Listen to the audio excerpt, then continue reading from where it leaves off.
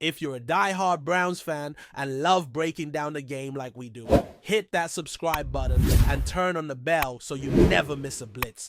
This Thursday, the Cleveland Browns stand on the edge of what could be a transformational moment in the history of their franchise. With the 2025 NFL Draft just days away, the team holds a rare opportunity to reshape its destiny. Not only because they possess the second overall pick, but also because of the depth and strategic value they hold in the early rounds. It's not often a team enters the draft with this level of power, and the Browns have a chance to use it to its fullest potential. Their war chest begins with the highly coveted number 2 overall selection. But that's only the beginning. Cleveland also owns the 33rd pick, the 67th, and the 94th, each of them comfortably within the top 100. 4 selections in that range provide the kind of capital that general managers dream of. The front office could use those picks to address glaring needs, add elite young talent, and solidify the foundation of the roster for years to come. But perhaps the most enticing thought? Using that ammunition not just to build smartly, but to swing for greatness. At the center of that dream stands Travis Hunter, a player who has taken the college football world by storm, who now waits to see where his professional journey will begin. Hunter is a unicorn in the modern game, a Heisman Trophy winner who has dazzled on both sides of the ball at Colorado. Not only is he a lockdown cornerback capable of shadowing elite wideouts and turning games with his instincts and ball skills, but he's also a dynamic receiver with elite route running hands and vision after the catch. In many ways, he's the kind of player teams only see once in a generation. Selecting him with the second pick would be a bold move, a franchise-defining swing. It would declare that the Browns are willing to go all in on a player who offers not just versatility, but the potential to become the face of the league. And yet, as tantalizing as that selection might be, it also comes with a trade-off. If Cleveland takes Hunter at number 2, they're almost certainly passing up a chance to draft a quarterback, and that quarterback would very likely be Shedeur Sanders. Like Hunter, Sanders also comes out of Colorado. He's the son of the legendary Deion Sanders, but he's forged a name all his own, showing impressive poise, accuracy, and mobility at the college level. Shedeur isn't just a dual-threat athlete, he's a leader, a technician, and someone who plays the position with both intelligence and fire. The idea of pairing Travis Hunter with Shedeur Sanders at the next level might sound like a fantasy, but there's a very real possibility it could become a reality.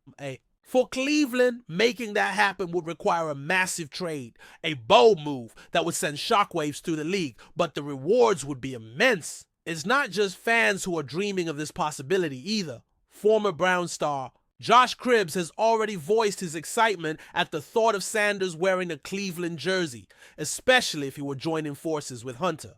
Cribbs understands the unique media storm that might follow Sanders, given his father's larger-than-life persona.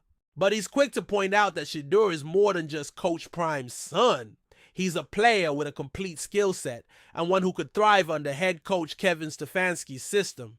According to Cribbs, Sanders brings both playmaking ability and a calm, confident command of the offense. His throws are crisp, his decisions are sound, and his athleticism opens up a playbook in ways the Browns haven't had in years. Speaking on their podcast, Cribbs and his wife, Maria, didn't hold back their enthusiasm. Maria made it clear she would love to see both Hunter and Sanders land in Cleveland, and her voice echoed what so many Browns fans are thinking. The idea of seeing those two young stars in brown and orange energizing a fan base hungry for success, it's the kind of hope that could reignite the entire city. Of course, none of this would come easy. In order for Cleveland to land both Hunter and Sanders, they'd have to get aggressive. The good news? The scenario isn't as far-fetched as it sounds. While Sanders has long been seen as a likely top 10 pick, there are whispers now that he might slip outside of that range. Teams like the New York Giants and New Orleans Saints, both of whom need quarterbacks,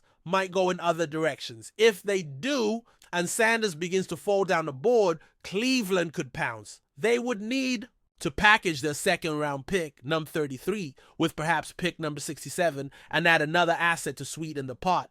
That could be a future draft pick, a veteran player, or another valuable chip. With that kind of offer, the Browns could very well move up into the middle of the first round, perhaps as high as pick number 12 or 13, and secure Sanders before another team beats them to it. Imagine walking away from round 1 of the draft with Travis Hunter and Shedeur Sanders. It would be a statement not just to the AFC North, but to the entire league. It would signal a new era in Cleveland, one built around youth, athleticism, swagger, and the kind of versatility that modern football demands. Hunter could change the dynamic of the defense instantly. He could line up against Jamar Chase or George Pickens one week, then turn around and score a touchdown on offense the next. Sanders, meanwhile, could become the quarterback Cleveland has been searching for since the franchise returned to the league. With his precision and ability to extend plays, he could bring balance and explosiveness to an offense that has too often lacked both.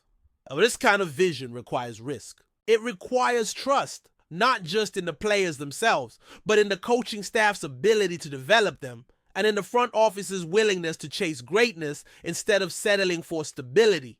But the payoff could be spectacular. For a franchise with a tortured past and a fan base desperate for something to believe in, the arrival of Hunter and Sanders could be the spark that lights the fire. Cleveland isn't a city that asks for miracles. It's a city that asks for effort, for resilience, and for a reason to believe. Drafting Travis Hunter would already be a massive win.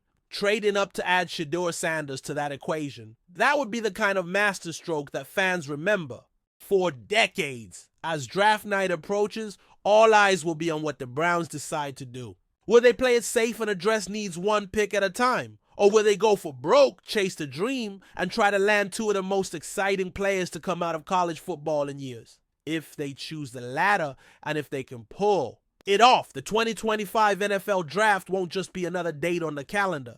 It'll be remembered as the night the Cleveland Browns changed their future forever. Enjoying the content so far? Smash that like button and drop your take in the comments. And we want to hear what you think about the Browns this season. The Cleveland Browns have been living under a cloud of expectations for years, burdened by the hope that this once proud franchise would finally rise from the ashes and reclaim its place among the NFL's elite. But now, it seems the storm over. Cleveland has grown darker, and it's no longer about just football. In a stunning turn of events, defensive superstar Myles Garrett has reportedly drawn a line in the sand. According to sources close to the team, Garrett has informed the Browns front office that he will not take the field again if Deshaun Watson is under center. That's not a trade request. That's a war declaration. The locker room, already frayed by injuries, underperformance, and endless speculation about Watson's fit, has now erupted into what can only be described as an open crisis. This isn't just a disagreement between teammates. This is the kind of fracture that shakes the core of an organization and forces a franchise to pick a side. And the Browns, who gave up a king's ransom for Watson and guaranteed him a fully loaded contract worth $230 million, now face the impossible, choosing between the quarterback they sold their soul for and the face of their defense, the man who has been the heart, soul, and fury of the Dawg Pound for years. To understand the gravity of this situation, you have to understand who Myles Garrett is to Cleveland. Since being drafted first overall in 2017, Garrett has been everything the Browns hoped for and more. He's a perennial Defensive Player of the Year candidate, a nightmare for opposing quarterbacks, and the spiritual engine of a defense that has often had to carry more than its fair share of the load. Fans love him. Teammates respect him.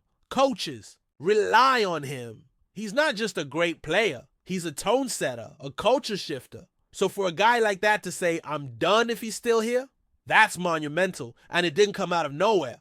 There have been rumblings for months now that all is not well in Berea. While the Browns have done their best to present a united front, the cracks have been showing. Garrett's body language in games, his short and measured responses impressed. Conferences, the lack of visible chemistry between the defensive and offensive leaders, none of it has gone unnoticed. What began as whispers has now become a roar.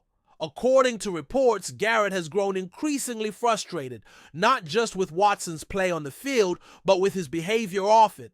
While Deshaun Watson has dealt with both physical injuries, and the lingering fallout from his legal issues, Garrett has reportedly been unimpressed by the quarterback's lack of leadership and commitment to the team culture. One source close to the situation described Garrett as fed up with the circus, pointing to Watson's inconsistent preparation habits and his perceived detachment from the rest of the locker room. But this isn't just about vibes or leadership. There's real football stuff here too. Since Watson's arrival, the offense has sputtered, and the defense, led by Garrett, has been asked to keep the team afloat week after week. While Watson has shown flashes of the elite talent he once displayed in Houston, the reality is that he's played in fits and starts, missing time due to injury, and often looking like a shadow of his former self when on the field. For a player like Garrett, who leaves everything out there every snap, that kind of inconsistency is hard to swallow, especially when it's coming from a guy making franchise quarterback money. What complicates matters even more is the structure of Watson's deal. The Browns can't just move on from him, not easily anyway. His contract is fully guaranteed, and trading him would result in a massive dead cap hit that could cripple the team financially for years. But can you really keep a quarterback if your best player refuses to share the field with him? That's the dilemma the Browns now face. They are caught in a storm of their own making, and there may be no clean way out. Insiders have hinted that the front office was blindsided by Garrett's stance. They knew there were issues, but they didn't expect it to reach this level. Now they're scrambling to contain the damage. Meetings have been held. Mediation has been attempted. But from all accounts, Garrett isn't bluffing. He's not just trying to send a message. He's laying down a condition. It's him or Watson. Period. This situation casts a long shadow over everything the Browns hope to accomplish this season. Training camp hasn't even begun, and already the organization is in full-blown crisis mode. Fans who once dared to dream of playoff runs and Super Bowl contention are now watching the team implode from within. And for a franchise that has spent the better part of 2 decades trying to shake its reputation as a dysfunctional mess, this might be the most devastating blow yet. Myles Garrett isn't just another disgruntled star. He's the soul of this team. He's the player who stayed committed through the chaos, through the coaching changes, through the years of mediocrity, and now he's drawing a line that could change the course of the franchise forever.